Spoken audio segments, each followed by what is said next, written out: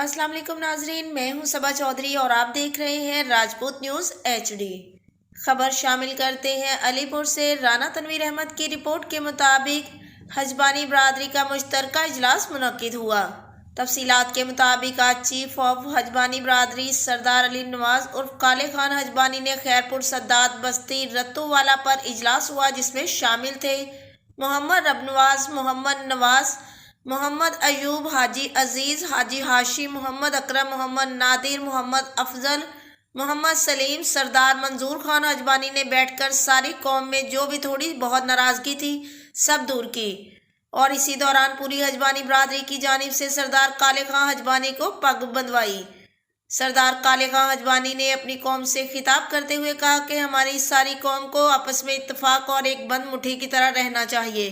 हमारी पूरी बरादरी Makhdoom group parliamentary secretary Punjab MPA Syed Makhdoom Raza Bukhari के साथ हैं और साथ ही रहेंगे और मरते दम तक मखदूम बुखारी का साथ नहीं छोड़ेंगे इंशाल्लाह। आज हजबानी बरादरी ने साबित कर दिया कि हम एक कौम हैं।